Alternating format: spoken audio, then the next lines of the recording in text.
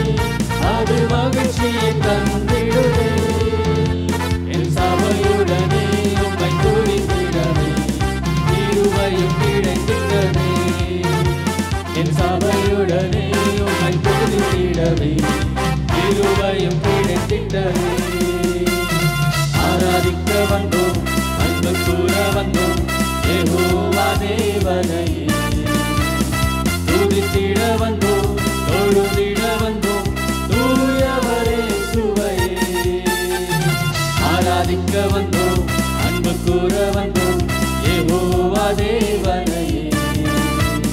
துதித்திட வந்தோம், தொழுதிட வந்தோம், தூயவரே சுவையே. நன்மை செய்பவர்க்கே நாங்கள் நன்றி செலுத்துவோமே. நன்மை செய்பவர்க்கே நாங்கள் நன்றி செலுத்துவோமே. காணிக்கையை கரங்களில் உற்சாகமாய் இருக்கிறோமே. என் காணிக்கையை கரங்களில் உற்சாகமாய் இருக்கிறோமே. ஆராதிக்க வந்தோம், அன்பு கூற வந்தோம், யெகோவா தேவனையே. துதித்திட வந்தோம், தொழுதிட வந்தோம், தூயவரே சுவையே. ஆராதிக்க வந்தோம், அன்பு கூற வந்தோம், யெகோவா தேவனையே. துதித்திட வந்தோம், தொழுதிட வந்தோம், தூயவரே சுவையே. நல்லவர். இன்னைக்கு காலையில ஒரு கர்த்தருடைய பிள்ளை தன்னுடைய வாழ்க்கையில நிறைய காரியங்களை யோசிக்காமலே செய்து விடுகிறோம். சில வேலைகள், சில காரியங்கள் எதுவும் அந்த காரியத்தை நம்ம என்ன செய்யறது இல்லை, நிதானிக்கிறது இல்லை. நம்ம யோசிக்காம சில காரியத்தை செஞ்சுட்டு பின்னால நம்ம அந்த பிரச்சனைன்னு ஒன்று வரும்போது சொல்லுவோம், நான் இந்த காரியத்தை யோசிக்காம செஞ்சிட்டேன், கொஞ்சம் யோசித்திருக்கலாம் போல, இல்லை யார்ட்டையாவது ஆலோசனை கேட்டிருக்கலாம் போல அப்படின்னு நம்ம பேசுகிற பழக்கம் நமக்குள்ள இருக்கு. அப்படிதானே? இருக்கா இல்லையா? இருக்கா இல்லையா? என்ன பேச மாட்டீங்க? இருக்கு. நீங்க இப்ப சொல்ல மாட்டீங்க, ஆனா எனக்கு தெரியும்.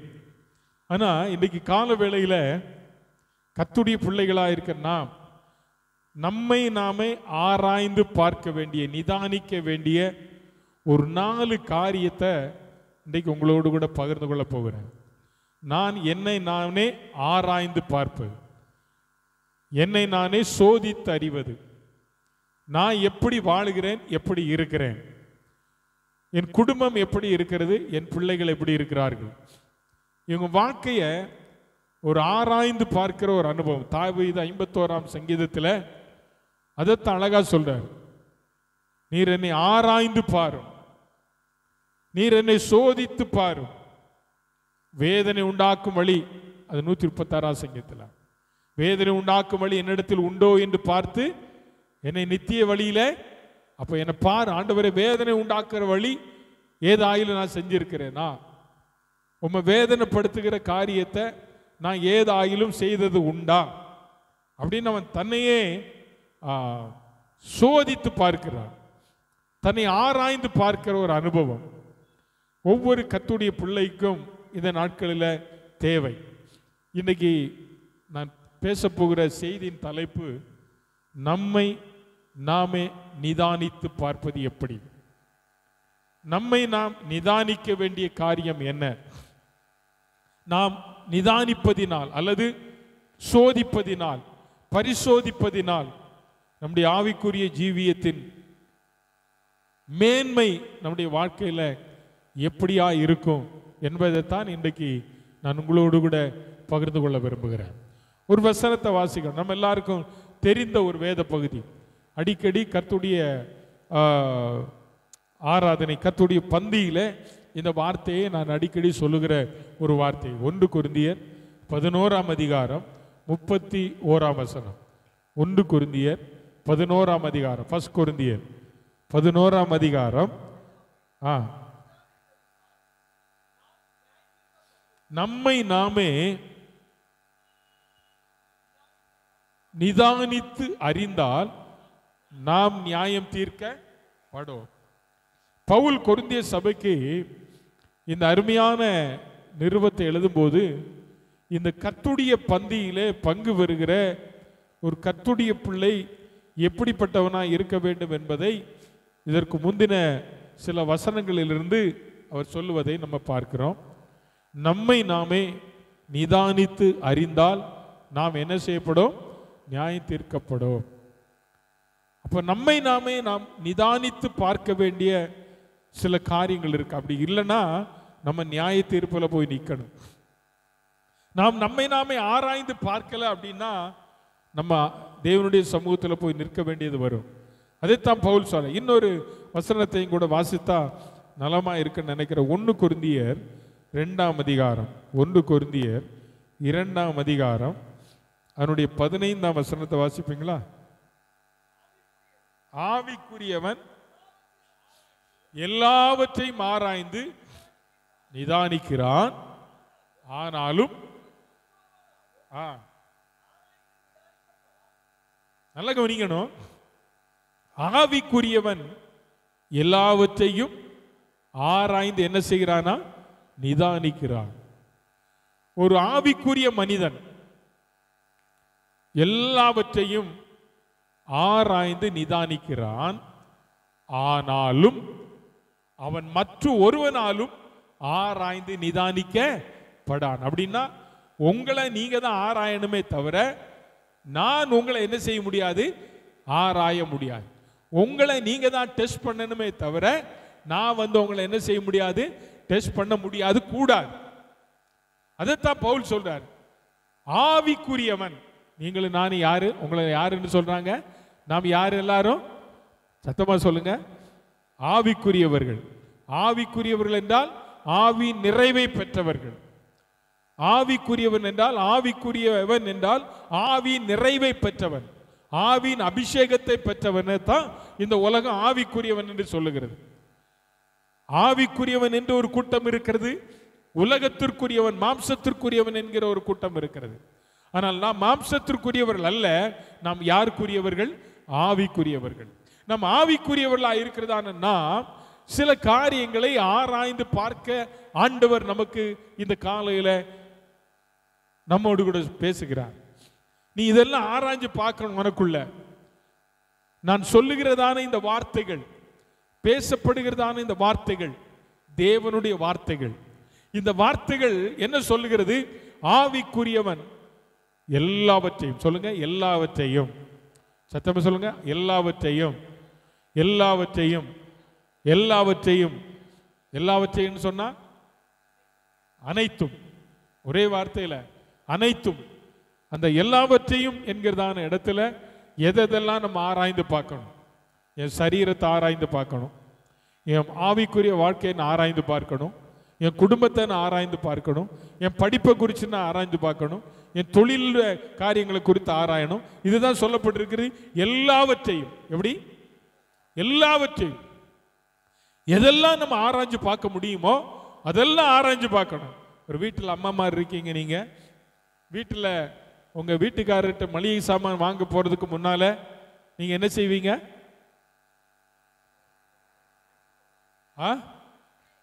எல்லாம் அம்மா மாதிரியே வாய் திறக்க மாட்டேங்காங்க. என்ன செய்வீங்க நீங்க? இருக்கு இல்லைன்னு, இல்லைன்றது உங்களுக்கு எப்படி தெரியும்? பார்த்தாதான் தெரியும். ஒவ்வொரு டப்பாவா என்ன செய்யணும்? பார்க்கணும். ஒவ்வொரு டப்பாவை திறந்து பார்த்து எது இல்லையோ அதை நம்ம என்ன செய்யறோம்? அது ஏன் திறக்கிறோம்? அது ஒரு ஆராய்ச்சி. இல்லாததுதான் வாங்கணும், இருக்கிறது நம்ம என்ன செய்யறது இல்லை. இதே மாதிரி தான் நம்முடைய வாழ்க்கையில, நம்ம ஆவிக்குரியவர்களா இருக்கிற நம்முடைய வாழ்க்கையில நான் எதுல எல்லாம் குறைவுபட்டு இருக்கிறேன்? என் ஜெப வாழ்க்கை, என் வேத வாசிப்பு, ஆராதனை காரியங்கள், கர்த்தருக்கு அடுத்த காரியங்கள், எல்லாவற்றிலும் நாம் எதெல்லாம் குறைபட்டு இருக்கிறோமோ அதெல்லாம் நம்ம எப்படி மளிகை ஜாமான் வாங்கும்போது குறைபட்டதை நிறைவாக்குவதற்கு அந்த பொருளை வாங்கி அந்த டப்பாவில் போட்டு நிறைச்சி வைக்கிறோமோ அதே மாதிரி ஒரு ஆவிக்குரியனுடைய வாழ்க்கையில எல்லாவற்றிலும் குறைவுள்ளவனா இருக்கக்கூடாது. எப்படிதான் இருக்கணும்? எப்படி இருக்கணும்? சொல்லுங்க, நிறைவாதான் இருக்கணும். ஆமேன், ஆமேன், அல்லேலூயா. நிறைவானது வரும்போது குறைவானது நம்ம விட்டு என்ன செஞ்சிடும்? ஓடி போயிடும். அப்ப நிறைவு நமக்குள்ள வரணும். அந்த நிறைவு நமக்குள்ள கொடுக்கிறவர் யாரு? இயேசு. என்னை பலப்படுத்துகிற கிறிஸ்துவினாலே எல்லாவற்றையும் தேவன் தம்முடைய ஐஸ்வர்யத்தின்படி உங்கள் குறைவுகளை எல்லாம் கிறிஸ்து இயேசுவுக்குள் மகிமையில. அப்ப கிறிஸ்து தான் நம்முடைய குறையை என்ன செய்ய முடியும்? என் குறையை நிறைவாக்குகிறவர் யார்? அது என்னுடைய ஆவிக்குரிய நிலைமையா இருக்கட்டும், என்னுடைய சரீர பிரகாரமான காரியங்களா இருக்கட்டும், உங்களையும் என்னையும் குறைவை நிறைவாக்குகிறவர் தான் நாம் ஆராதிக்கிற ஆண்டவர். ஆமென், அல்லேலூயா. அப்ப இதை நம்ம ஆராய்ந்து பார்க்க வேண்டும் என்று பவுல் விரும்புகிறார். பவுல் அதை தான் சொல்கிறார், ஆவிக்குரியவன் எல்லாவற்றிலும் ஆராய்ஞ்சு பார்க்கணும். எல்லாவற்றையும் ஆராய்ஞ்சு பாருங்க. சோ அப்படி நம்ம ஆராய்ந்து பார்ப்பது நம்முடைய ஆவிக்குரிய ஜீவியத்தில் ரொம்ப இன்றியமையாதது, முக்கியமான ஒன்று. அப்படின்னா இன்னைக்கு நம்ம ஆராய வேண்டிய ஒரு 4 காரியத்தை உங்களோடு கூட சொல்றேன். ஒன்று, இயேசு உங்களுக்குள் வாசம் செய்கிறாரா? இயேசு என்னில் வாசம் செய்கிறாரா? அப்படின்னா இயேசு எனக்குள்ள இருக்கிறாரா, என் வாழ்வில் இயேசு இருக்கிறாரா என்பதை ஒவ்வொருவரும் நம்ம என்ன செய்யணும்? ஆராய்ந்து பார்க்க வேண்டும். கிறிஸ்தவர்களாய் நம்ம இருக்கிறோம், ஆனா இயேசு இல்லை. நிறைய வீட்டில் இயேசுன்னு பேர் வச்சிருப்பாங்க, ஆனா அவருக்குள்ள என்ன இருக்காது? அவர் எங்க போக மாட்டாரு? சர்ச்சுக்கே போக மாட்டார். அவர் ஜெபம் பண்ண மாட்டார், வேதம் வாசிக்க மாட்டார். ஆபிரகாம்னு பேர் வச்சிருப்பாங்க, ஆபிரகாமினுடைய குணமே என்ன செய்யாது? இருக்காது. ஆபிரகாம் யாரு? விசுவாசிகளின் தகப்பன். பிள்ளைய பலி செலுத்த சொன்ன உடனே எந்த கேள்வி கேட்காம பலி செலுத்துவதற்கு தன் பிள்ளையை ஒப்பு கொடுத்த ஒரு மனிதன், அப்படிதானே? கர்த்தருக்கு பலிபீடம் கட்டின ஒரு மனிதன், அப்படிதானே? தேவதூதர்களை உபசரித்த ஒரு மனிதன், அப்படிதானே? இதெல்லாம் உண்மையா இல்ல பொய்யா? உண்மை, அப்படிதானே? அப்போ அந்த ஆபிரகாமுடைய பெயரை வச்சிருக்கிற நமக்குள்ள இதெல்லாம் இருக்கணுமா, இருக்கக்கூடாதா? இருக்கணும். அன்னைக்கு அன்றைய காலத்துல அந்த பெற்றோர்கள் வயதானவங்க எல்லாம் அப்படிதான் பெயர் வச்சாங்க. ஆனா இன்னைக்கு ஒரு ஆவிக்குரியவனுடைய நிலைமையில ஒரு ஆவிக்குரியவன் இதெல்லாம் செய்கிறானா? அதை ஆராய்ஞ்சு பாரு. இயேசு உங்களுக்குள்ள இருக்கிறாரா? கிறிஸ்தவன் என்று பெயர் பெற்றுக் கொண்டிருக்கிற நம்முடைய வாழ்க்கையில இயேசு இருக்கிறாரா? இயேசு நம்முடைய வாழ்க்கையில வரணும், அப்படிதானே? வேதம் சொல்லுகிறது, யோவான் 1ஆம் அதிகாரம் 14ஆம் வசனம், அந்த வார்த்தை மாம்சமாகி கிருபையினாலும் சத்தியத்தினாலும் நிறைந்தவராய் யாருக்குள் வாசம் பண்ணுகிறார்? நான் சொல்றது புரியலையா? வசனம் தமிழ் பைபிள் இருந்தா தமிழ் பைபிளை கொஞ்சம் பாருங்க, இங்கிலீஷ் பைபிள் இருந்தா பைபிளை திறங்க, என்ன திறந்து பாருங்க, நான் சொன்னது கரெக்டா இருக்கான்னு பாருங்க. அந்த வார்த்தை மாம்சமாகி கிருபையினாலும் சத்தியத்தினாலும் நிறைந்தவராய், சொல்லுங்க, நமக்குள்ளே நமக்குள்ளே நமக்குள்ளே எத்தனை பேர் சொல்லுங்க, எனக்குள்ள இயேசு இருக்கிறார், எனக்குள்ள இயேசு இருக்கிறார். அல்லேலூயா, அல்லேலூயா. எந்த வார்த்தைங்க இங்க சொல்லப்பட்டிருக்கு? அந்த வார்த்தை எந்த வார்த்தை? ஆதியிலே, ஆதியிலே வார்த்தை. இதே 1ஆம் வசனம் என்ன சொல்லுது? 1ஆம் அதிகாரம் 1ஆம் வசனத்துல ஆதியிலே வார்த்தை இருந்தது, அந்த வார்த்தை தேவனிடத்தில் இருந்தது, அந்த வார்த்தை தேவனிடத்தில் இருந்த வார்த்தை, பிதாவாகிய தேவனிடத்தில் இருந்த அந்த வார்த்தை இந்த பூமியில எப்படி வந்தது என்று சொன்னார், இதோ ஒரு கன்னிகை கர்ப்பவதி ஆகிய ஒரு குமாரனை அவளுக்கு இயேசு என்று பெயரிடுவாயாக. அந்த மாம்சமாகிய இயேசு யாருக்குள்ள இருக்கிறார்? யாருக்குள்ள இருக்கிறார்? எனக்குள்ள இருக்கிறார். சொல்லுங்க, யாருக்குள்ள இருக்கிறார்? எனக்குள்ள இருக்கிறார். அப்ப இயேசு எனக்குள்ளே இருக்கிறார் என்று நம்ம ஆராய்ஞ்சு பார்க்கணும். எனக்குள்ள இயேசு இருக்கிறாரா? அவர் என் கூடவே இருக்கிறார். நான் உன்னை விட்டு உன்னை நீ உயிரோடு இருக்கும் நாளெல்லாம், நீ உலகத்தின் முடிவு பரியந்தம் சகல நாட்களிலும் நான் யார் கூட இருப்பேன்? நான் உங்களோடு கூட. இது ஆண்டவர் சொன்ன வார்த்தை. ஆனால் இந்த வார்த்தையாகிய இயேசு என்னோடு கூட இருக்கிறாரா? அவர் என்னோடு கூட இருப்பாரானால் அவர் சொன்ன வார்த்தையின்படி உலகத்திலே அவர் இருக்கிற காலங்களில் மட்டுமல்ல, இன்றைக்கும் அவர் நமக்கு சொல்லுகிற வார்த்தையின்படி அவர் நம்மை நடத்தி கொண்டே இருக்கிறார். அல்லேலூயா. நான் உன்னை விட்டு விலகுவதும் இல்லை என்று சொன்னார், நீ பயப்படாதே என்று சொன்னார். இந்த வார்த்தையாகிய இயேசு எனக்குள் இருக்கிறாரா? எனக்குள்ள அந்த இயேசு இருக்கிறாரா? எனக்குள்ள இயேசு இருக்கிறாரா? நான் கிறிஸ்தவனாய் வாழ்ந்தும் இயேசு எனக்குள் இருக்கிறாரா? இயேசு உங்களுக்குள்ள இருந்தால் எப்போதும் உங்க வாயிலிருந்து வருகிறதான வார்த்தை இயேசுவே இயேசுவே இயேசுவே. பானையில சோறு இருந்தாதான் அகப்பையில வரும். பானையில சோறு இல்லைன்னா என்ன வராது? அப்போ உனக்குள்ள இயேசு இருந்தால் என்ன வரணும்? தோத்திரம் வரணும். இயேசு உனக்குள் இருந்தால் துதி வரணும். ஆமென். இயேசு உனக்குள் இருந்தால் யார் சொல்றாங்க யார் சொல்லல அதை பத்தி கவலை இல்லை. உன் உள்ளம் சந்தோஷத்தால் நிரம்பும்.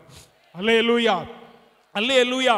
அந்த வார்த்தை மாம்சமாகி கிருபையினாலும் சத்தியத்தினால் நிறைந்தவராய் எனக்குள்ளே வாசம் பண்ணுகிறார். அப்ப எனக்குள்ளே வாசம் பண்ணுகிற இயேசு எனக்கு அவருடைய ஜீவனை தந்திருக்கிறார். எனக்குள்ளே வாசம் பண்ணுகிற இயேசு அவருடைய இரத்தத்தினாலே உங்களை என்னை கழுவி இருக்கிறார். ஆமென். நமக்குள்ளே வாசம் பண்ணுகிற இயேசு நமக்கு நித்திய ஜீவனை தந்திருக்கிறார். அல்லேலூயா. அப்ப இந்த இயேசு நமக்குள்ள இருக்கிறாரா? சிலர்லாம் நிறைய பேர் சொல்லுவாங்க, நான் கிறிஸ்தவன் தான், நானும் ஆனா சபைக்கு அவங்களுக்கு என்ன இருக்காது? சம்பந்தமே இருக்காது. சபைக்கு அவங்களுக்கு சம்பந்தமே இருக்காது. சம்பந்தம் இல்லாத கிறிஸ்தவங்க. ஆனா பேரு அழகா சூப்பரா இருக்கும். அருமையான பேரெல்லாம் வச்சிருக்காங்க. அல்லேகிறவர். உங்களுக்குள்ள இயேசு இருந்தால் கர்த்தர் நிச்சயமா அதை நடத்துவார். ஆமென். அல்லேலூயா. ஆண்டவர் உங்களுக்குள்ள இருக்கிறாரா?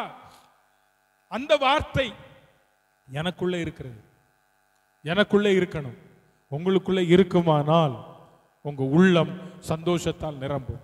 ஏன் சந்தோஷத்தால் நிரம்புகிறது என்றால் அவர்தான் உங்களுக்குள்ள வந்தது நிமித்தம் உங்கள் பாவங்களை அவர் மன்னித்தார், உங்கள் நோய்களை அவர் சுகமாக்கினார், உங்களுடைய கண்ணீரை அவர் துடைத்தார், உங்கள் கஷ்டத்தை அவர் மாற்றினார், நித்திய ஜீவனை அளிப்பேன் என்று வாக்குத்தத்தத்தை கர்த்தர் தந்திருக்கிறார். இவர் உனக்குள் இல்லையானால் இது ஒன்றும் உனக்கு சுதந்திரிக்க முடியாது. அதனால நாம் ஆராய்ந்து பார்க்கணும், இயேசு என்னோடு கூட இருக்கிறாரா? இயேசு எனக்குள் வாசம் செய்கிறவராய் இருக்கிறாரா? அதுதான் யோவான் சொல்றார்.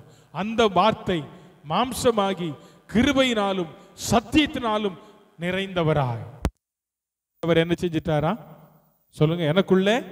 எனக்குள்ளே ஆமென். உங்களுக்குள்ளே வாசம் பண்ணுகிறார். அதனாலதான் அழகா ஃபாதர் பாடினார், எங்களுக்குள்ளே வாசம் செய்யும் ஆவியானவரே இந்நாளில் சித்தம் போல் நடத்தி செல்லும் ஐயா. எங்களுக்குள்ளே வாசம் செய்யும் ஆவியானவரே இந்நாளில் ஆமென்.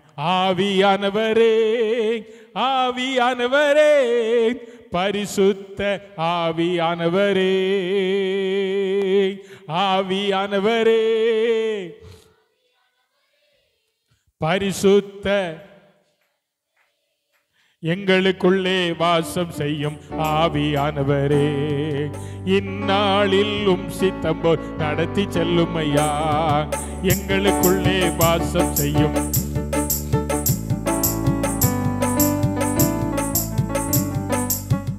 ஆமென். நமக்குள்ளே வாசம் செய்கிறவர் பரிசுத்த ஆவியானவர். நமக்குள்ளே வாசம் செய்கிறவர் இயேசு கிறிஸ்து. இந்த இயேசு உனக்குள்ளே வாசம் செய்கிறாரா என்பதை நீ ஆராய்ந்து பார்க்கணும். பவுல் இன்னொரு அதிகாரத்தில் ஒரு வசனத்தில் சொல்றாரு, 2 கொரிந்தியர் 13ஆம் அதிகாரம் 2 கொரிந்தியர் 13ஆம் அதிகாரம் 5ஆம் வசனத்தில் சொல்லப்பட்டிருக்கிறது, நீங்கள்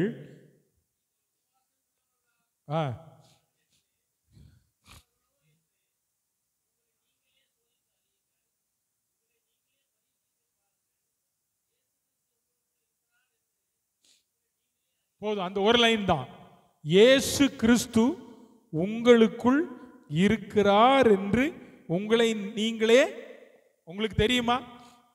உங்களுக்கு தெரியுமா இயேசு உங்களுக்குள்ள இருக்கிறார் என்று உங்களுக்கு சொல்ல முடியுமா? அதான் கேட்கிறார் பவுல் கொரிந்திய சபையை பார்த்து. 2 காரியம் இதுல சொல்லப்பட்டிருக்கு. அது அடுத்த வார்த்தைக்கு அடுத்த பாயிண்ட்டுக்கு நான் வரேன். உங்களுக்குள் இயேசு இருக்கிறாரா? இப்போ கொஸ்டின் மார்க். இப்ப பதில் யார்கிட்ட இருந்து வரணும்? கொரிந்திய சபை மக்கள்கிட்ட இருந்து தான் வரணும். பவுல் கேட்கிறார், இயேசு உங்களுக்குள் இருக்கிறாரா? அது உங்களுக்கு தெரியுமா? இப்ப யாராவது ஒருத்தர் உங்களை பார்த்து கேட்கிறாங்க, நீ இயேசு உன் கூட இருக்கிறார்னு உனக்கு தெரியுமா? தெரியுமா? வாயை திறக்க மாட்டேங்கிறமே தெரியுமா? ஏன் இப்ப வாய் வர மாட்டேங்குது தெரியுமா? டவுட். இதுக்கு தான் செக்அப் பண்ணணும். பிபி கொஞ்சம் ஏறின உடனே நம்ம எங்க ஓடுறோம்? எதுக்கு? செக்அப் பண்ண போறோம் இல்லையா? சுகர் கொஞ்சம் ஏறின உடனே செக்அப் பண்ண போறோம். இன்னைக்கு ஒரு செக்அப் உங்களுக்கு தேவை. இயேசு உங்களுக்குள் இருக்கிறாரா? அல்லேலூயா, அல்லேலூயா. இயேசு உனக்குள் இருப்பாரானால் அதை இன்னைக்கு டெஸ்ட் பண்ணு. எனக்குள்ள இருக்கிறாரா? ஏன்னா அவர் மாம்சமாகி கிருபையினாலும் சத்தியத்தினால் நிறைந்தவராய் நமக்குள் வாசம் பண்ணுகிறார் என்று வாக்குத்தத்தத்தை கொடுத்துட்டார். ஆனா இந்த இயேசு நமக்குள் இருக்கிறாரா? இயேசு என்று பெயர் வைத்தவருக்குள்ள இயேசு இல்லை. இயேசு மரியாள் என்று பெயர் வைத்தவர்களும் இயேசு இல்லை. ஆனால் உங்களுக்குள்ளும் எனக்குள்ளும் இயேசு இருக்கிறார். ஆமென், அல்லேலூயா. சத்தமா சொல்லுங்க. எங்கெங்க சொல்லுவீங்க? இயேசு எனக்குள் இருக்கிறார். அப்போஸ்தலர் 3ஆம் அதிகாரம் 6ஆம் வசனத்துல ஒரு சம்பவம் நடக்கு. பேதுரு யோவானும் தேவாலயத்துக்கு போறாங்க. அப்படிதானே? போறாங்க. அங்க யார் இருக்கா? ஒரு முடவன், சப்பானி ஒருவன் இருக்கா. அவன் பேதுருகிட்ட யோவான்ட்ட என்ன கேட்டான்? பிச்சை கேட்டான். அப்படிதானே? கேட்டான். பேதுருகிட்ட யோவான்ட்ட என்ன இல்லை? Packet empty. ஊழியக்காரன் பாக்கெட் சில நேரம் எம்டியா தான் இருக்கும். ஊழியக்காரன் பாக்கெட் எப்படிதான் இருக்கும் சொல்லுங்க? பார்க்கறதுக்கு நல்லா இருக்கும், வெள்ளையும் சொல்லையுமா இருக்கும். ஆனா பாக்கெட் எப்படி இருக்கும்? ஆனா எம்டியை தான் கர்த்தர் நிறைவாற்றுவார். அல்லேலூயா. இப்ப யோவான் அவன் எதிர்பார்த்ததெல்லாம் ஏதாவது கிடைக்கும். ஏன்னா அவனுடைய வேலை தேவாலயத்தில் உட்கார்ந்து பிச்சை எடுக்கிற வேலை. இப்ப பேதுரு சொல்றான், எப்பா நீ எதிர்பார்க்கிற மாதிரி என்கிட்ட வெள்ளியும் இல்லை. சத்தமா சொல்லுங்க, வெள்ளியும் இல்லை. ஆனா உங்ககிட்ட வெள்ளியும் இருக்கு, பொண்ணும் இருக்கு. அப்படிதானே? வெள்ளி இருக்காது, சிலவட்ட நிறைய பொண்ணு இருக்கும். ஆனா அவன் சொல்றான் ஒண்ணுமே இல்லை. ஏன்னா நான் எல்லாம் படகெல்லாம் விட்டுட்டு வந்துட்டேன், வலையெல்லாம் விட்டுட்டு வந்துட்டேன், ஒண்ணு இல்லை. டாக்ஸ் கட்டுறதுக்கே நான் ஆண்டவரை பார்த்துக்கிட்டு தான் இருக்கிறேன். இப்ப அவன் சொல்றான், என்கிட்ட வெள்ளியும் இல்லை, பொண்ணும் இல்லை, என்னிடத்தில் உள்ளதை. அப்ப அவன்கிட்ட இருக்கிறது என்னது? ஐயா வெள்ளி இல்லை, பொண்ணு இல்லைன்ட்டான். அப்ப என்ன இருந்தது சொல்லுங்க? இயேசு இருந்தார். இயேசுவின் அவனுக்கு கொடுத்த வல்லமை இருந்தது. ஆமென். அவன் சொல்றார், எனக்குள்ள இயேசு இல்லாதப்போ நான் மறுதலிச்சேன், பரிசுத்தாவின் நிறைவே பெறாதப்போ நான் மறுதலிச்சிட்டேன். அவர் எனக்கு தெரியவே தெரியாது. ஆனா அந்த அந்த அந்த காத்திருந்த போது 120 பேர் காத்திருந்த இடத்துல நானும் இருந்தேன். அந்த அபிஷேகம் என் மேல வந்தபோது அதே பேதுரு யாரு முன்னால மறுதலிச்சானோ அவங்க கிட்ட சொல்றான், நீங்க சிலுவையில் அறைந்த அதே இயேசுவை நான் என்ன செய்யறேன்? பிரசங்கிக்கிறேன். அவர் உயிரோடு எழுந்தார் என்பதற்கு யார் சாட்சி? நான் சாட்சி. தைரியமா நெஞ்சடிச்சு சொல்றான். அந்த பேதுரு இப்ப வந்து தேவாலயத்துல சொல்றான், எருசலேம் தேவாலயத்துல, ஒரு காலத்துல நான் அவர் இல்லைன்னு சொன்னேன், உண்மைதான். ஆனா இப்ப எனக்குள்ள யார் இருக்கா? சத்தமா சொல்லுங்க, யார் இருக்கா? இயேசு எனக்குள்ள இருக்கிறார். அவர் எனக்கு தந்த அபிஷேகம் இருக்கிறது. இப்ப நான் சொல்றேன், நீ வெள்ளியும் கேட்காத, பொண்ணும் கேட்காத, நான் என்கிட்ட இருக்கிற அந்த கிருபை நிறைந்த வார்த்தையை சொல்றேன். இயேசுவின் நாமத்தினாலே எழுந்து. சத்தமா சொல்லுங்க, இயேசுவின் நாமத்தினாலே எழுந்து. இப்ப பேதுருவை கேட்டீங்கன்னா, பேதுரு உனக்குள்ள இயேசு இருக்கிறாரானா? அவன் தைரியமா சொல்லுவார், எனக்குள்ளே அவர் இருக்கிறார். எனக்குள்ளே ஜீவ ஊற்று, அது வற்றாது ஒரு நாளும். எனக்குள்ளே ஜீவ ஊற்று, அது வற்றாது. ஐயா உனக்குள்ள இயேசு இருப்பாரானால் உனக்குள்ள இருக்கிற அந்த அபிஷேகம் ஒரு நாள் வற்றி போகாது. அல்லேலூயா, அல்லேலூயா. சத்தமா சொல்லுங்க, அல்லேலூயா. அந்த அபிஷேக நதி எங்கெல்லாம் போகுதோ அங்கெல்லாம் என்ன கிடைக்கும்? செழிப்பு உண்டாகும், ஆசீர்வாதம் உண்டாகும். அந்த அந்த செழிப்புல நன்மை உண்டாகும், கிருபை உண்டாகும், வரங்கள் கிரியை செய்யும். அப்போ உனக்குள்ள ஜீவ ஊற்றாகிய இயேசு இருக்கிறாரா என்பதை ஆராய்ந்து பார்க்க வேண்டிய, நிதானிக்க வேண்டிய ஒரு நாள் இந்த நாள். எனக்குள்ள சொல்ற தைரியமா சொல்றான், என்னிடத்தில் உள்ளதை நான் உனக்கு தருகிறேன். இன்னைக்கு உங்ககிட்ட வந்து உங்ககிட்ட இருக்கிறது எனக்கு கொடுங்கன்னு கேட்டா தருவீங்களா?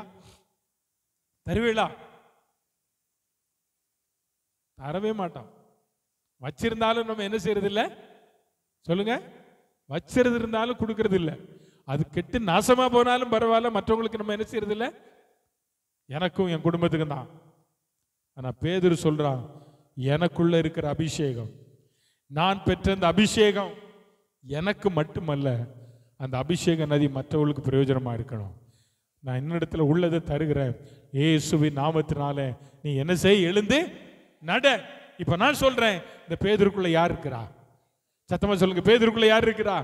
ஓ, பேதுருக்குள்ள இயேசு இருக்கிறார். அவ இயேசு இருந்தா உனக்குள்ள என்ன வரும்? தைரியம் வரும், தைரியம் வரும், பயம் வராது. அவனுக்கு அவன் பயப்படல, அந்த கூட்டத்தார் அவன் பார்த்து பயப்படல. ஐயோ ஒருவேளை நீ எழுந்து நடன்னு சொல்லி இவன் நடக்கலன்னா இவங்க எல்லாம் நம்மளை திருப்பி என்ன பண்ணிடுவான், அடிச்சிருவானே அப்படின்ற பயம் அவனுக்குள்ள வரல. அவன் தைரியமா சொன்னான், என்னிடத்தில் உள்ளதை.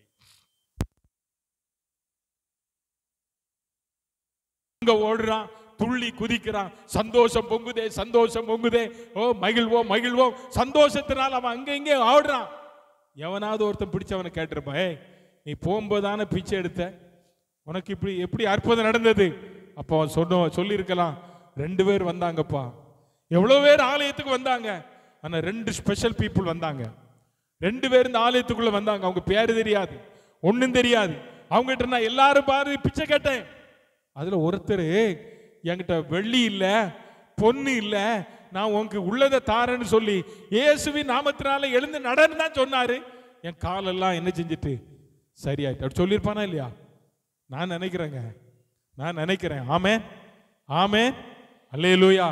அவன் நின்றான், நடந்தான், குதித்தான், எழுந்தான். அது கீழே இருக்கிற வசனத்தை எல்லாம் படிச்சு பார்த்தீங்கன்னா, அவன் குதித்து எழுந்து நடந்தான், குதித்து தேவனை துதித்து கொண்டே. யாரோடு கூட? பேதுரு யோவான் எங்க போனாங்களோ அங்க போன. அப்போ உனக்குள்ள இயேசு இருந்தால், உனக்குள்ள இயேசு இருந்து செய்கிற அற்புதத்தின் பலனோடு கூட நீ எங்க தான் போய் கர்த்தரை தொழுது கொள்ளணும்? தேவாலயத்துக்குள்ள போயிட்டான், வெளியே எங்கேயும் போகல, வெளியே போகல. இப்ப ஆலயத்துக்குள்ள போன உடனே பாஸ்டர் பிரசங்கம் பண்றாரு. சபைக்குள்ள எப்படி இருந்திருக்கும்? ஒரு பரபரப்பா இருந்திருக்கீங்க. அப்படி முன்னால போறோம், ஓடுறான், குதிக்கிறான், துள்ளுறான், சாடுறான். எப்படி இருக்கு யோசிச்சு பாருங்க பார்க்கலாம். எவ்வளவு பெரிய அற்புதம் இது! யாரால் நடந்தது? தேவனுடைய மனுஷனாகிய பேதுருவின் வார்த்தைக்கு அவ்வளவு வல்லமை. அந்த வல்லமை உள்ள வார்த்தை எங்க இருந்துச்சு தெரியுமா? அவனுக்குள்ள அந்த வார்த்தையாகிய இயேசு யாரோடு கூட இருந்தார்? பேதுருவோடு இருந்தார். இன்னைக்கு நம்ம கூட பேதுருவோடு கூட இருந்த இயேசு நம்மோடு கூட இருக்கிறாரா? நம்ம ஒரு சின்ன தலைவலிக்காக ஜெபம் பண்றோம், சுகம் கிடைக்குதா? நம்மளே ஜெபம் பண்றது இல்லை. இயேசு உங்களுக்குள்ள இருந்தால் நீ எதை குறித்தும் பயப்படாத. இயேசு உனக்குள் இருப்பாரானால், அவர் தந்த அபிஷேகத்தை பெற்றிருப்பது உண்மையானால், உன் கரங்களினால் அசாதாரணமான காரியங்களை கர்த்தர் செய்வார். அல்லேலூயா, அல்லேலூயா. அதே பவுல் சொல்றார், கலாத்தியர் 2வது அதிகாரம் 20ஆம் வசனத்தில் அவர் சொல்றார், இனி நான் அல்ல, சபையை துன்பப்படுத்தின மனிதன், கொலை செய்த மனிதன், ஸ்தேவானை கொலை செய்யும் போது அவருடைய வஸ்திரத்தை பாதுகாத்தவன், இயேசு அவனை தமஸ்குக்கு போற வழியில சந்தித்த போது இப்ப சொல்றார், கலாத்திய சபைக்கு நிருபத்தை எழுதும்போது சொல்றாரு, கிறிஸ்துவுடனே நான் சிலுவையில் அறையப்பட்டேன், ஆயினும் பிழைத்திருக்கிறேன். இனி நான் அல்ல, கிறிஸ்துவே எனக்குள் பிழைத்திருக்கிறார். அல்லேலூயா. சொல்லுங்க, யார் அவருக்குள்ள இருக்கிறாரா? இனி நான் அல்ல. இப்ப வெளியே பவுல் இல்ல, கிறிஸ்து எனக்குள்ள என்ன செய்கிறார்?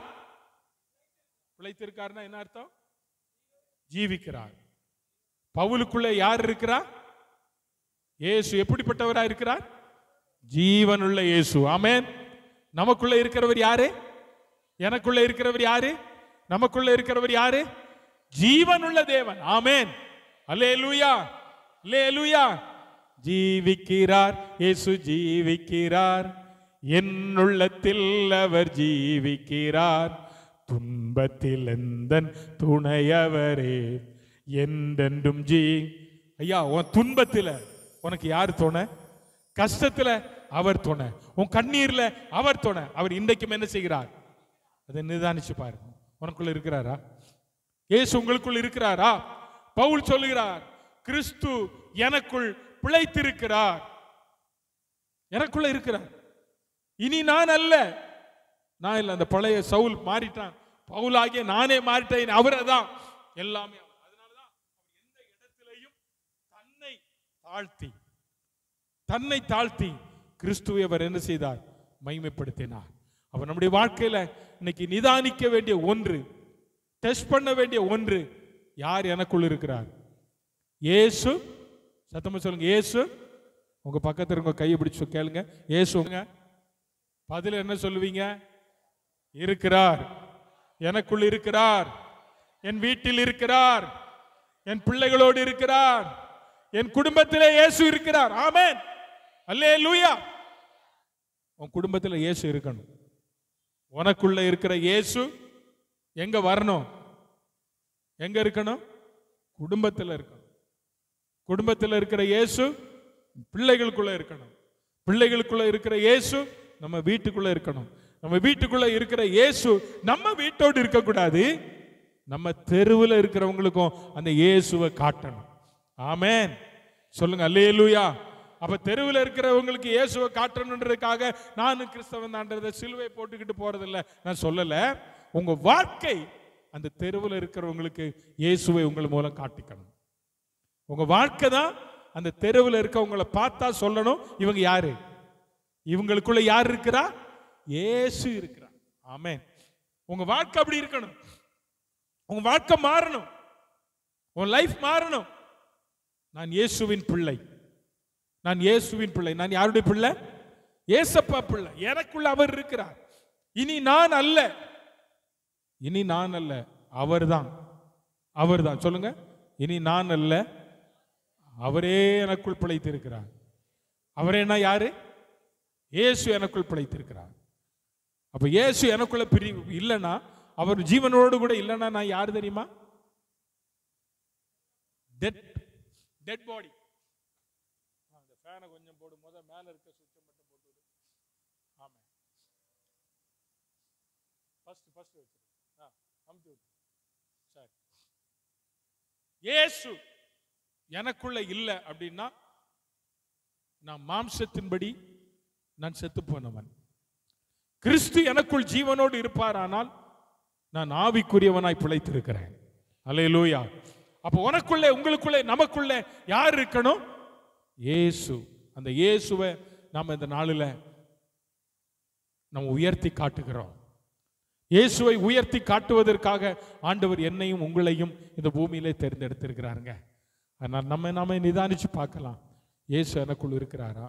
நான் ஞானஸ்நானம் பெற்றேன், எல்லாம் ஆராதனைக்கு வர்றேன், இயேசு நமக்குள்ள இல்லைன்னா நம்ம இந்த ஆலயத்துக்கு வந்து ஆராதனைக்கு வந்து ஒரு பிரயோஜனம் இல்லை. நிதானிச்சு பார், இயேசு இருக்கிறாரா? இரண்டாவதாக, நம்முடைய வாழ்க்கையில நாம் நிதானிக்க வேண்டிய இன்னொரு காரியம், அந்த இயேசுவின் பேரில் எனக்கு விசுவாசம் இருக்கிறதா? என்ன இருக்கிறதா? நம்பிக்கை, ஃபெய்த். யார் மேல இருக்கணும்? இயேசுவின் பேர்ல. அதைத்தான் 2 கொரிந்தியர் 13 அதிகாரம் 5ஆம் வசனத்துல முந்தின பகுதியில் முதல்ல வாசித்தோம். இயேசு உங்களுக்குள் இருக்கிறார் என்கிற வார்த்தையை அங்க அழகா சொல்றார். அதை விசுவாசிக்கிறாய்? அந்த வசனத்தை படிங்க. நீங்கள் விசுவாசம் உள்ளவர்கள் என்று உங்களை நீங்களே சோதித்து அறியுங்கள். உங்களை சோதிச்சு பார்க்கணும். நான் யாரு? நான் விசுவாசி. நாம் யாரு? யாருக்கு மேல விசுவாசம் வைக்கணும்? இயேசுவின் பேர்ல விசுவாசம்.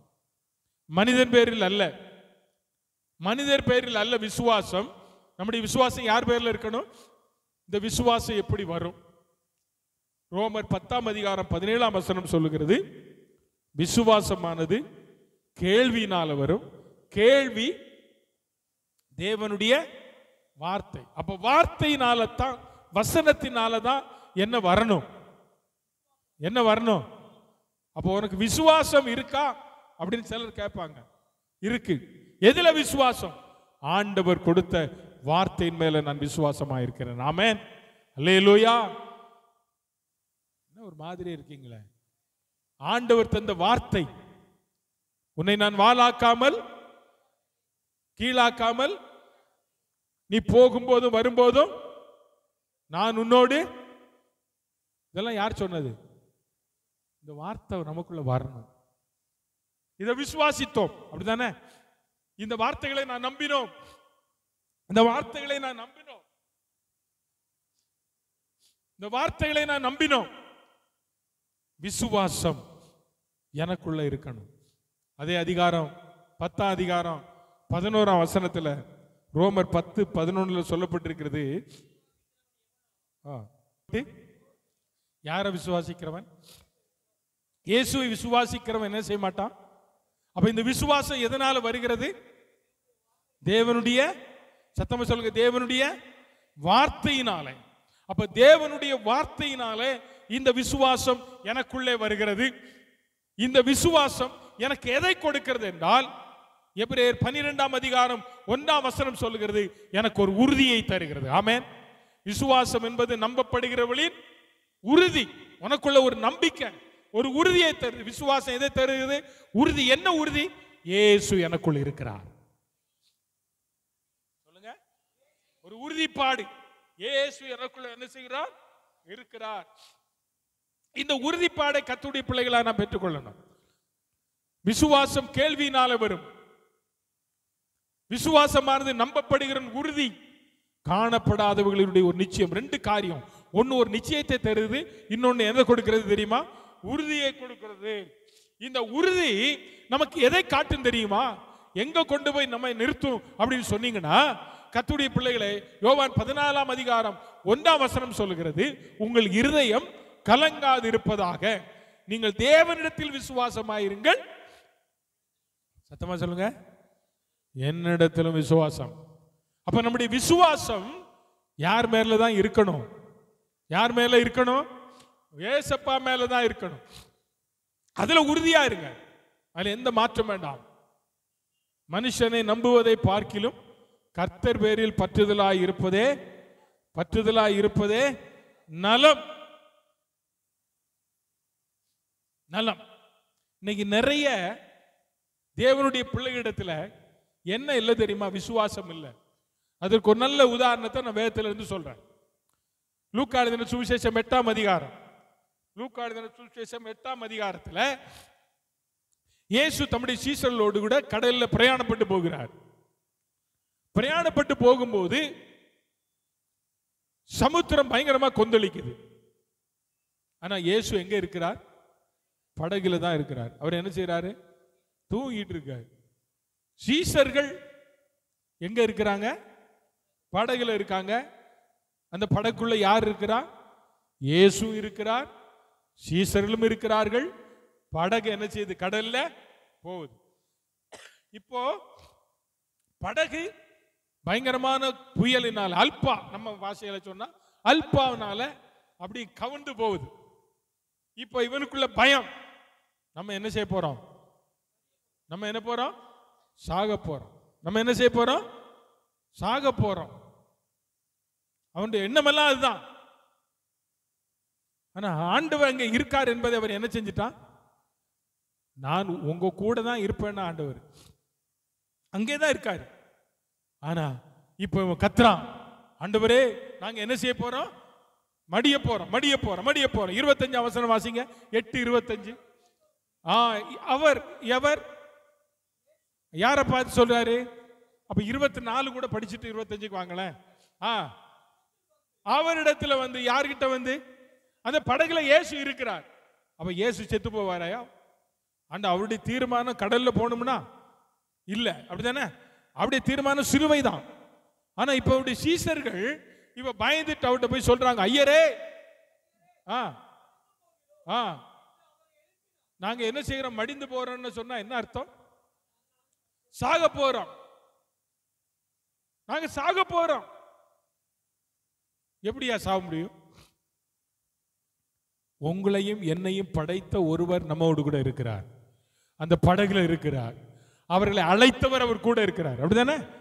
ஆனா அவருடைய எண்ணம் எல்லாம் இந்த 12 பேரை வச்சுதான் இந்த உலகம் முழுசும் அவருடைய சுவிசேஷத்தை பிரசங்கம் பண்ணணும் அவர் தீர்மானம்.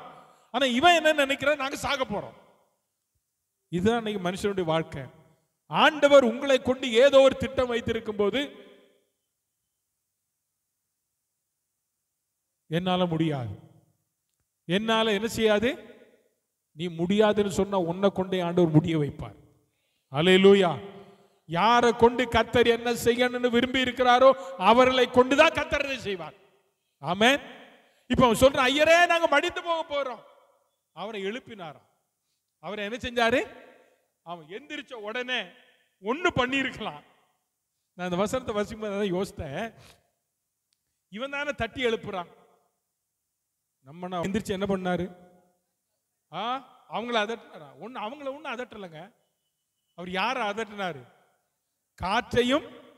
அப்ப அவருக்கு தெரியும் இவன் என்னை எழுப்புவதற்கு காரணம் என்னது? இந்த காற்று தான், இந்த காற்று தான்.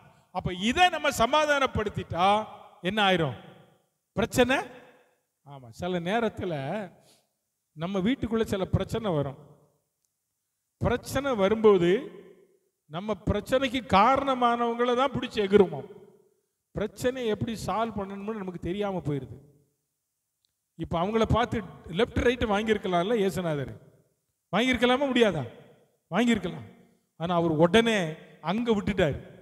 அங்க விட்டுட்டு இப்ப சொல்றாரு, காற்றையும் கடலையும் என்ன செய்தார்? அவர் அதட்டினார். அவர் அதட்டினார். உடனே என்ன செஞ்சிட்டு? காற்றும் இல்லை, கொந்தளிப்பும் இல்லை. இப்பதான் அடுத்த வசனத்துக்குள்ள அவர் வரார். அவர் அவர்களை நோக்கி, உங்கள் விசுவாசம் கேள்விக்குறி. எங்கே உங்க விசுவாசம்? அன்றன்றுள்ள ஆகாரத்தை எங்களுக்கு தருவேன் என்று சொன்னவரே பசியா இருக்கிறேன்னு சொல்ற, அப்ப தப்பு தானே? உன் தலைக்கு எண்ணெயை தருகிறவர் உன் தலையை காய விட்டுருவாரா? ஆகாயத்து பறவைகளை கவனித்து பார், அவைகள் விதைப்பதும் இல்லை, களஞ்சியத்தில் சேர்த்து வைப்பதும் இல்லை. சாலமோன் முதலானவைகள் உடுத்து விப்பதை பார்க்கிலும் அவங்க, நீ யாரா இருக்கிறீங்க விசேஷமானவன்னு சொல்லிட்டு இன்னைக்கு ஆண்டோட்ட ஆளுக்குற, ஆண்டவரே அவங்க 5000 ரூபாய் சாலை கட்டிட்டாங்க, நான் ஒண்ணுமே வாங்கலையே. ஏயா? ஏன் அங்க போகணும்? உன் விசுவாசம் எங்க? கர்த்தர் உனக்கு தருவேனா? கர்த்தர் தருவார். ஆமென். தருவாரா தர மாட்டாரா? சத்தமா சொல்லுங்க. தருவார், தருவார். கர்த்தருடைய சித்தத்தின்படி எனக்கு எதெல்லாம் தரணும்னு அவர் விரும்புகிறாரோ அது எல்லாம் ஆண்டவர் தருவார், கூட தருவார். எப்படி தருவாரு? நான் சொல்றேன், கூட தரமாட்டாரு, கூட கூடயா தருவார். அல்லேலூயா, அல்லேலூயா. எப்படி தருவாரா? கூட கூடயா, கூட கூடயா ஆண்டவர் தருவாருங்க. உங்க விசுவாசம் எங்க? பைபிள் சொல்லுது அடுத்த வசனம், அதுல பாருங்க, அவர்கள் பயந்து ஆச்சரியப்பட்டு, என்னங்க இது, என்ன வார்த்தை, இவர் யாரோ? அப்ப இவங்களுக்கு இவர் யாருன்னே தெரியல, அப்படிதானே? புயலை பார்த்த உடனே, பிரச்சனையை பார்த்த உடனே, இந்த பிரச்சனையை அதட்டுகிற ஒருவர் நம்ம கூட இருக்கிறாருன்னு தெரியாம அவர் நிப்பாட்டிட்டாரு. இப்ப இவர் யாரோ? இவர் யாருப்பா? அற்புதம் செய்கிற இயேசு நம்ம கூட இருக்கும்போது அற்புதம் செஞ்ச உடனே அவர் தான் செஞ்சாருன்னு சொல்லி விசுவாசிக்கிறதா விசுவாசம். புரியுதா? அற்புதம் செய்கிறவர் தான் எனக்கு அற்புதம் செய்தார் என்று விசுவாசிக்கிறவர் தான் விசுவாசம். இவன் சொல்றான், இவர் யாரோ? காற்றுக்கும் ஜலத்துக்கும் கட்டளையிடுகிறார், அவைகள் இவருக்கு கீழ்ப்படுகிறது என்று ஒருவரோடு ஒருவர் பேசுறான். இவர் யாரு? இவர் யாரு? அடுத்த வசனம் சொல்லுங்க, அடுத்த வசனம் படிங்க கொஞ்சம். போதும் போதும். அப்ப இப்ப இந்த சீசர்களுக்குள்ள ஆண்டவர் தான் பார்த்து கேட்டார், உங்க விசுவாசம் எங்கே? அப்ப இவனுக்குள்ள என்ன வந்தது? அவிசுவாசம். இயேசு இல்லை, இயேசு அங்கேதான் இருக்கிறார். சில நேரங்கள் நம்முடைய வாழ்க்கை அப்படிதான் மாறிடுது. கர்த்தருடைய பிள்ளையே, அதனாலதான் ஆண்டவர் நம்மளை பார்த்து சொன்னார், இவெல்லாம் இப்படிப்பட்ட காரியத்தை செய்வான்றதுக்கு ஆண்டவர் அழகா சொன்னாரு, கடுகளவு உனக்குள்ள. அப்ப இன்னைக்கு நம்ம அதுக்குள்ள அந்த விசுவாசம் இருக்கா? கடுகளவு விசுவாசம், கடுகளவு உனக்குள்ள இருந்தா போதும். இந்த மலையை பார்த்து பெயர்ந்து சமுத்திரத்தில் தள்ளுண்டு போனா என்ன செஞ்சிருமா? போயிடும். அந்த விசுவாசம் நமக்குள்ள இருக்கா? சோதிச்சு பாருங்க, சோதித்து பார். ஒரு வார்த்தை சொல்லும், ஆண்டவரே என் வேலைக்காரன் என்ன செய்வான்? நீ என் வீட்டுக்கு வரான்டா, ஒரே ஒரு வார்த்தை சுகம், உன் வேலைக்காரனுக்கு ஹீலிங் போதும் ஆண்டவர். அந்த விசுவாசத்தை ஆண்டவர் கேட்கிறார். தாவீதின் குமாரனே எனக்கு இறங்கும், எனக்கு சுகம் கிடைக்கணும். தாவீதின் குமாரனை கூப்பிட்டவனுக்கு தெரியும் எனக்கு யார் சுகம் தருவா? தாவீதின் குமாரன் சுகம் தருவார். எல்லாம் அதட்டுனா, போற வாரம் எல்லாம் அதட்டுனா, ஆனா அவனை பத்தி கவலையே படல. எனக்கு என்ன வேணும்? எனக்கு என்ன வேணும்? சுகத்தை தருகிறவர் இந்த வழியாய் நடந்து போகிறார். சுகத்தை தருகிறவர் இந்த வழியா என்ன செய்கிறார்? நடந்து போகிறார். அதனால எனக்கு என்ன வேணும்? அந்த விசுவாசம் தாங்க இன்னைக்கு ஆண்டவர் என்கிட்ட உங்ககிட்ட எதிர்பார்க்கிறார். இப்படிப்பட்ட விசுவாசிகளாய் இந்த நாளில் நம்ம இருக்கிறோமா? பல வருஷங்கள் ஆராதனைக்கு வருகிறோம், ஆண்டவரை ஆராதிக்கிறோம், அபிஷேகத்தை பெற்றிருக்கிறோம். ஆனால் நம்முடைய விசுவாசம் எந்த அளவு? பாட்டு மட்டும் அழகா பாடிடுவான், 100க்கு 100 உண்மையே நான். உங்க விசுவாசம் எப்படி இருக்குன்னு இப்பவே தெரியுது. 100க்கு 100 நான் யாரை நம்புவேன்? உண்மையே நான் நம்புவேன். யாரை நம்பணும்? அப்பாவை நம்பாத, அம்மாவை நம்பாத, கட்டினவனை நம்பாத, கர்த்தரை நம்பு. ஆமே. எப்படி நம்பணும்? 100% 100% நம்பணும். அந்த 100% ஆண்டவர் பெருசா காமிக்காம கடுகு கொண்டு காமிச்சிட்டாரு. இதுதான் 100%. இந்த விசுவாசம் உனக்குள் இருந்தால் போதும். இந்த விசுவாசம் இருக்கா? இந்த விசுவாசம் எனக்குள் இருக்கிறதா? நம்ம ஆராய்ஞ்சு பார்க்கலாம். ஆண்டவர் தம்மோடு கூட இருந்த சீசர்களை பார்த்தா சொல்ல, உங்க விசுவாசம் எங்க? இன்னைக்கு இப்ப இயேசுநாதர் இங்க வந்து கேட்டு இப்ப சொல்ல போறார். இப்ப ஒரு காரியத்தை உங்களுக்கு சொல்றார். என்ன சொல்ல போறார்? உங்க எல்லாத்துக்கும் 2 மாடி கட்டடம் இப்ப உண்டாகுவதாக அப்படின்னு அவர் சொல்றார். இங்க வந்திருக்கிற எல்லாருக்கும் நம்ம நம்புவோமா? அப்படியா? நிறைய பேர் நம்ப மாட்டோம். அவர் இயேசுநாதரான்னு தெரியும். சிலர்லாம் நம்புவோன்றாங்க. ஏன்னா வீடுன உடனே அந்த நம்பிக்கை வந்துட்டு நமக்கு. இது 2 மாடி இல்லைங்க, நமக்காக ஆண்டவர் சொல்லிட்டு போயிட்டாரு. அநேக வாசஸ்தலங்கள், நிறைய மேன்ஷன் ஆண்டவர் கட்டிக்கிட்டே இருக்கிறாரு. ஆமென், அல்லேலூயா. இங்கெல்லாம் டைல்ஸ், மார்பிள்ஸ், அங்கெல்லாம் தங்கம், செவுரு தங்கம், தர தங்கம், எல்லாமே எப்படி இருக்கு? தங்கமயம், கோல்டு. அதை சொல்லிட்டு போயிட்டார். நம்ம வாழ்க்கையில் அதை நம்புறோம். நம்ம வாழ்க்கை அதுதான் விசுவாச ஓட்டம். உங்க வாழ்க்கையில் இன்னைக்கு அந்த விசுவாசம் இருக்கா? சோதிச்சு பாருங்க. 3வதாக, நாம் இன்றைக்கு கர்த்தருடைய பிள்ளைகளாக இருக்கிறதான நாம் அடுத்து சோதிக்க வேண்டிய ஒன்று, நான் போகிற பாதை, வழி. நான் போகிற பாதை. இந்த உலகத்தில் 2 வழி இருக்கு. ஒன்று விசாலமான வழி, இன்னொன்னு இடுக்கமான வழி. இடுக்கமான வழியில தான் நீங்களும் நானும் போகணும். விசாலமான வழியில போறவன் எங்க போவான்? பைபிள் படி நரகத்துக்கு போவான். அப்படிதானே? நம்ம இடுக்கமான வழியில போறோம். இப்ப நம்ம போகிற பாதை எப்படி இருக்கு யோசிச்சு பாருங்க. நம்ம போகிற வழி, நம்ம ஆண்டவர் நடத்துகிறார் பாருங்க. இந்த வழி, இதுல ரொம்ப கவனமா நம்ம இருக்கணும். அத அழகா பிரசங்கி சாலமோன் சொல்றார், மன்னிக்கும், எரேமியா புலம்பலின் புஸ்தகத்தில் சொல்றார் பாருங்க. ஒரு வசனத்தை நான் உங்களுக்கு வாசித்து காட்ட விரும்புகிறேன். புலம்பலின் புஸ்தகம் 3ஆம் அதிகாரம் அதனுடைய 40ஆம் வசனத்தில் பாருங்க. நாம் நம்முடைய வழிகளை சோதித்து ஆராய்ந்து கர்த்தரிடத்தில் என்ன செய்வோம்? திரும்ப கடவோம். நாம் நம்முடைய வழிகளை சோதித்து ஆராய்ந்து கர்த்தரிடத்தில் என்ன செய்யணும்? திரும்ப கடவோம். வழி, பாதை, நாம் போகிற பாதை இன்னைக்கு எப்படி இருக்கு யோசிச்சு பாருங்க. நாம் எல்லாம் ரட்சிக்கப்பட்டிருக்கிறோம், ஆனா நாம் போகிற பாதை சரியா இருக்கா? நம்ம எங்க போறோம்? இன்னைக்கு புறப்பட்டு எங்க வந்தோம்? சத்தமா சொல்லுங்க, எங்க வந்தோம்? ஆமா, இது முடிஞ்சு எங்க போவோம்? வீட்டுக்கு சொல்லுங்க, எங்க போவோம்? வீட்டுக்கு. அப்படிதானே? வீட்டுக்கு போயிட்டு சாப்பிடுவோம். சாப்பிட்டுட்டு சொல்லுங்க, தூங்கிட்டு எந்திரிப்போம். எந்திரிச்சிட்டு சாப்பிடுவோம். இதுதான் நம்ம வாழ்க்கை, இல்ல சாப்பிட மாட்டோம். அதல்ல நான் சொல்ற வழி. இன்னைக்கு அநேகருடைய வாழ்க்கையில நம்ம போற பாதையே தெரியல சரியாரு. இயேசுநாதர் உயிரோடு எழுந்துட்டார், அப்படிதானே? எருசலேம்ல இருந்து எங்க போறாரு? எம்மாவூர் என்கிற ஊருக்கு போறார். அப்ப 2 சீசர்களும் போறாங்களா? எங்க இருக்கு? லூக்கா எழுதின சுவிசேஷத்துல பாத்தீங்கன்னா கடைசி அதிகாரங்கள்ல 2 பேர் போறாங்க. இவரும் போறாரு, இயேசுநாதரும். இவங்க 2 பேர் பேசிட்டு போறாங்க.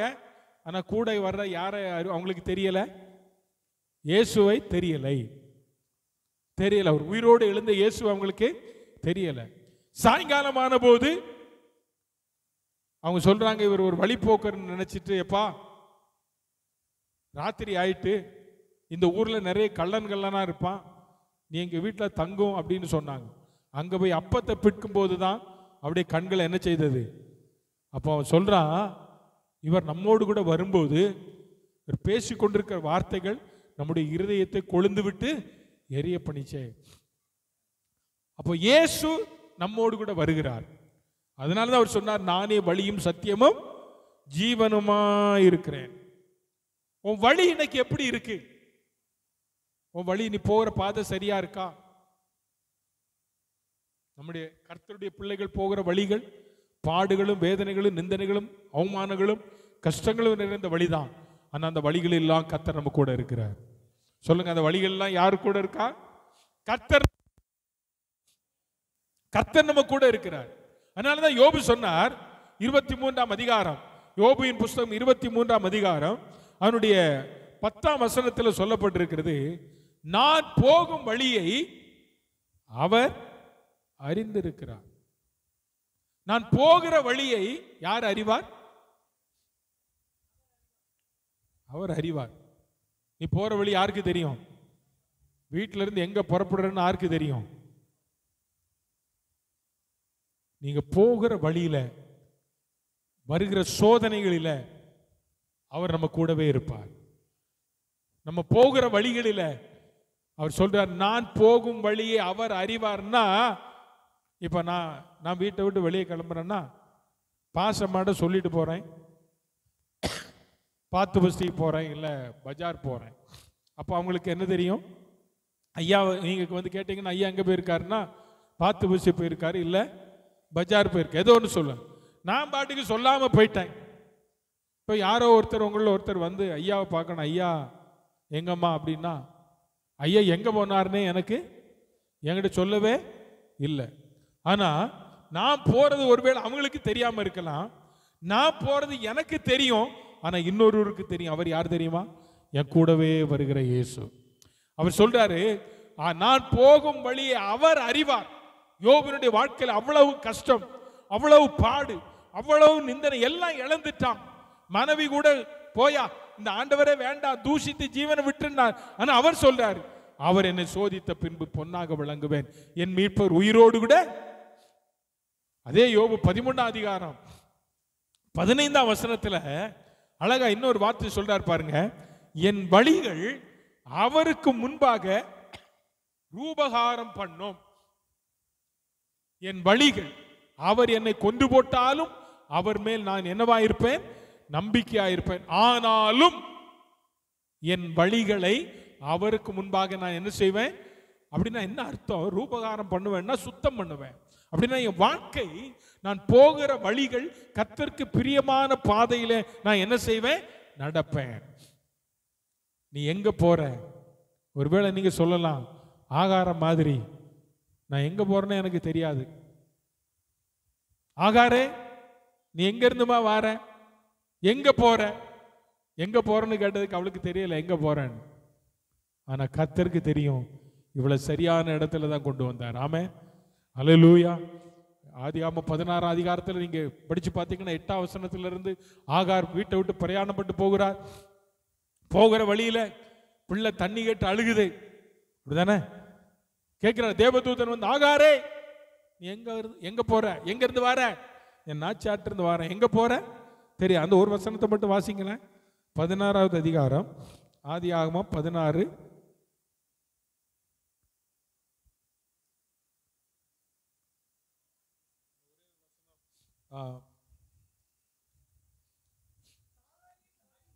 8 எங்கே இருந்து வருகிறாய், எங்கே போகிறாய்?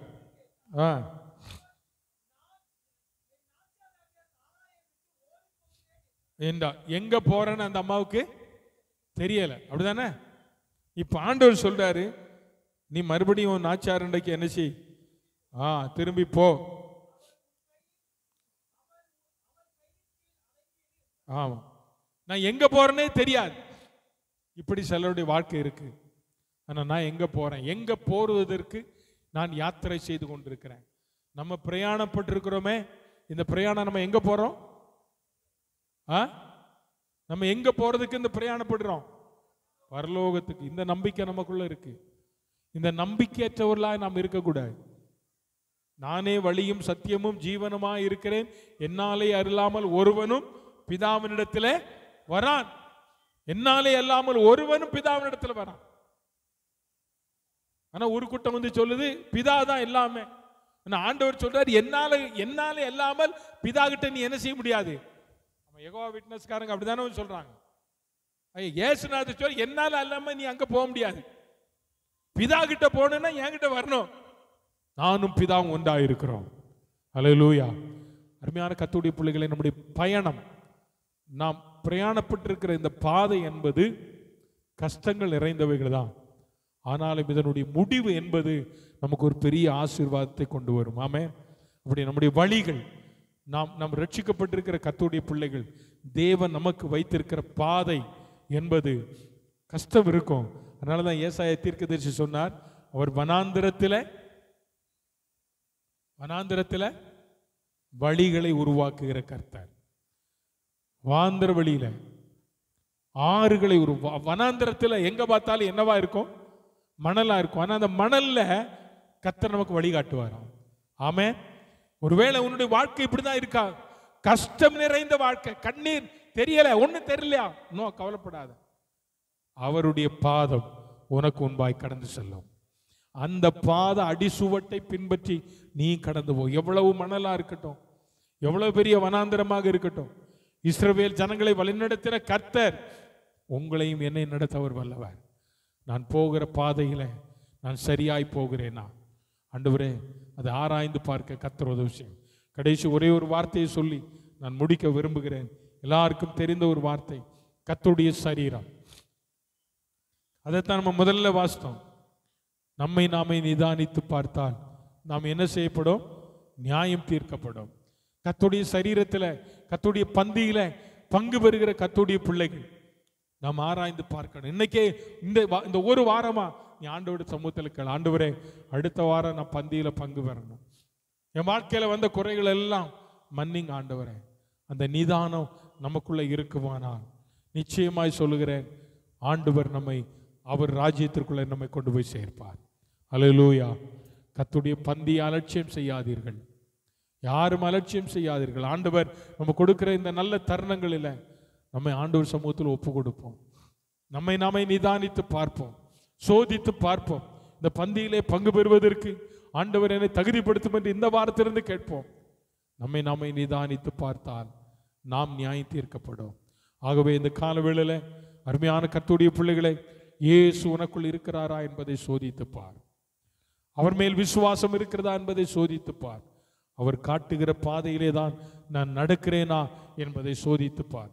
கடைசியாய் அவருடைய சரீரத்தை பங்கு பெறுவதற்கு நான் தகுதி உள்ளவனா இருக்கிறேனா என்று சோதித்து பார். கர்த்தர் நம்மை ஆசீர்வதிப்பார். எல்லாரும் எழுந்து நிற்போம், எல்லாரும் எழுந்து நிற்போம். அல்லேலூயா. கர்த்தர் இந்த காலையில நம்மோடு கூட பேசப்பட்ட இந்த வார்த்தை, ஒருவேளை கர்த்தருடைய பிள்ளைகளே, இந்த வார்த்தைகளை ஒருவேளை நீங்க படிச்சிருப்பீங்க பல முறை. ஆனா இன்னைக்கு ஆண்டவர் நமக்கு தந்திருக்கிற இந்த பெரிய ஸ்லாக்கியம்,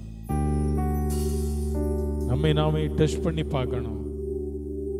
கண்ண மூடி ஆண்டவர்கிட்ட கேளுங்க, ஆண்டவரே, நீர் எனக்குள்ள இருக்கிறீரா? கிருபையினாலும் சத்தியத்தினால் நிறைந்தவராய் எனக்குள் வாசம் பண்ணுகிறவர். பவுல் சொல்லுகிறார், இனி நான் அல்ல, இனி நான் அல்ல, சொல்லுங்க, இனி நான் அல்ல, இயேசு எனக்குள் வாசம் பண்ணுகிறார். இயேசு எனக்குள் வாசம் பண்ணுகிறார். ஆண்டவரே, எங்களை நீங்கள் ஆராய்ந்து பார்க்க உதவி செய்யும். கேட்போம் ஆண்டவர்ட்ட. ஹல்லேலூயா, ஹல்லேலூயா. எல்லாரும் கொஞ்ச நேரம் வாய்களை திறந்து நல்லா ஆராய்ந்து பார்க்கணும். நல்ல ஆண்டவர்ட்ட கேளுங்க. ஆண்டவரே, இன்னைக்கு இந்த வசனத்தை கேட்டோம், என்னை நானே சோதித்து பார்க்க உதவி செய்யும். ஹல்லேலூயா. இந்த பாடுகள் உந்தன் வாழ்வுக்கா சொந்தப்படுத்தி ஏற்றுக்கொண்டார். இந்த பாடுகள், ஒரு நிமிஷம் ஆராய்ந்து பாருங்க. ஆண்டவரே, என்னை ஆராய்ந்து பார்க்க கண் முன்னால இயேசுவின் சிலுவையை கொண்டு வருவோமா?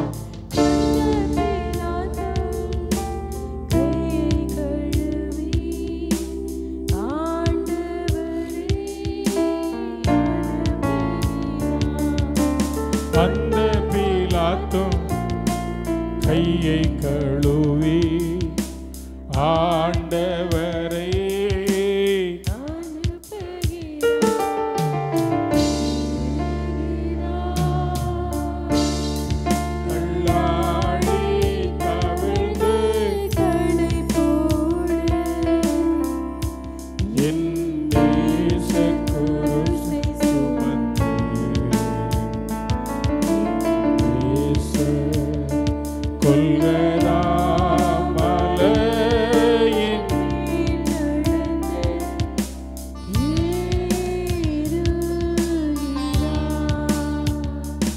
பாடுகள், இந்த பாடுகள் எந்த வாழ்வுக்காய் ஏற்றுக்கொண்டார். இந்த பாடுகள் உந்தன் வாழ்வுக்காய்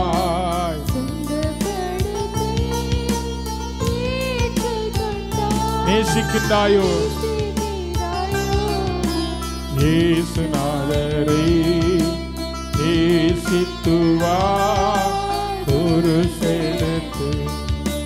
நேசிக்கிறாயோ? நேசித்துவா மகளே. ஆண்டவருக்கு சொல்ல, ஆண்டவரே, நீர் எனக்குள்ள இருக்கிறீர், அதை நான் ஆராய்ந்து பார்க்கிறேன். ஆண்டவரே, உம்முடைய பாத்திரத்தில் பங்கு பெறும்படிக்கு ஆண்டவரே, நான் தகுதி உள்ளவன் என்பதை ஆராய கர்த்தர் கிருபை செய்யும். நீர் எனக்காக ஒரு வழியை வைத்திருக்கிறீர், காட்டி இருக்கிறீர். அந்த வழியிலே செல்ல உதவி செய்யும் ஆண்டவரே. கொல்கதா மலையின்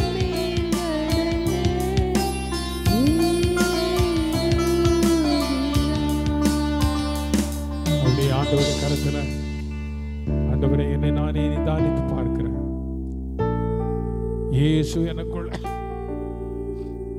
எனக்குள் இருக்கிறாரா? எனக்குள்ளே வாசம் பண்ணுகிற இயேசுவின் மேல எனக்கு விசுவாசம் இருக்கிறதா? அந்த விசுவாசத்தோடு அவர் எனக்கு காட்டுகிற பாதையில அந்த பந்தய பொருளை நோக்கி நான் ஓடுகிறேனா? அந்த ஓடுகிறதான எனக்கு பலன் வேண்டுமானால் அவருடைய சரீரத்தை நான் புசிக்க வேண்டும், அவருடைய அப்பத்தை நான் புசிக்க வேண்டும், ரத்தத்தை பானம் பண்ண வேண்டும். இதற்கு நான் தகுதி உள்ளவனா இருக்கிறேனா? என்னை ஆராய்ந்து பாரு. பரலோக தகப்பனே, கிருபையுள்ள ஆண்டவரே, இந்த நல்ல நாளுக்காக நாங்கள் உம்மை நன்றியோடு துதிக்கிறோம். இந்த மாதத்தினுடைய இந்த கடைசி உயிர்த்தெழுந்த நாளில் தெய்வ சமூகத்தினுடைய பிள்ளைகளாக இருக்கிற அடியால் கடந்து வர கர்த்தருடைய நாமத்தை மையப்படுத்த கர்த்தர்களுக்கு தந்த கிருபைக்காய் ஸ்தோத்திரம். இந்த ஆராதனையில் கலந்து கொண்ட ஒவ்வொருவரையும் ஆசீர்வதியும். ஒவ்வொரு பிள்ளைகளை பேர் பேராய் தனித்தனியாய் தொட்ட ஆசீர்வதியும். படிக்கிற பிள்ளைகள் மேல் ஆண்டவருடைய கிருபை இருக்கட்டும். விசேஷமாய் வருது மோசஸுக்காவுடைய மனைவிக்காய், ஆண்டவரே, சுசிலாமாவுக்காய், இன்னும் பலவீனமாய் யாரெல்லாம் சபைக்கு வராமல் இருக்காங்களோ அவங்க எல்லாருக்காக நாங்கள் ஜெபம் பண்ணுகிறோம். சுகத்தை தாரும். 1ஆம் தேதி 2ஆம் தேதி நடக்கிறதான SFC முகாமுக்காக ஜெபம் பண்ணுகிறோம். இந்த முகாமை கர்த்தர் ஆசீர்வதிக்கணுமே. பிள்ளைகள் எல்லாரும் ஆண்டவரே சோத்திரம் பிரயாணங்களில் கூட அங்கே தங்கி இருக்கிற நாட்களில் எந்த பலவீனங்கள் பிள்ளைகளை தாக்காதபடி ஆண்டவர் பாதுகாத்துக் கொள்ளும்படி நாங்கள் ஜெபம் பண்ணுகிறோம். நம்முடைய எல்லா தேவைகளை கர்த்தர் சந்தியும். ஆண்டவரே, ஒழுங்கு ஆயத்த காரியங்கள் ஆண்டவரே ஆண்டவரே இருக்கிற சமையல் காரியங்கள் எல்லாவற்றிலும் தேவனுடைய நாமம் மையப்படணும். வருகிற தேவதாசர்களை கர்த்தர் சுகபத்திரமாய் கொண்டு வரணும். எங்க பிள்ளைகளுக்கு அது ஆசீர்வாதமாக இருக்க உதவி செய்யும் ஆண்டவரே. கடந்து போகிறோம், தேவ கரம் எங்களோடு கூட இருக்கட்டும். புதிய மாதங்களுக்கு ஆசீர்வாதமாய் அமைய உதவி செய்யும். இயேசுவின் நாமத்தில் ஜெபிக்கிறோம் ஜீவனுள்ள நல்ல பிதாவே. என் ஆத்துமாவே கர்த்தரை ஸ்தோத்திரி, என் முழுமே பரிசுத்த நாமத்தை ஸ்தோத்திரி. என் ஆத்துமாவே அவர் செய்த சகல உபகாரங்களையும் மறவாது. நம்முடைய கர்த்தராகிய இயேசு கிறிஸ்துவின் கிருபையும் பிதாவாகிய தேவனுடைய அன்பும் பரிசுத்த ஆவியானவருடைய இன்னைக்கும் சமாதானமும் காவலும் என்றும் என்றும் கர்த்தருடைய வருகை மட்டும் இருப்பதாக. அல்லேலூயா, அல்லேலூயா. கர்த்தர் உங்களை ஆசீர்வதிப்பார். தேசம் போகிற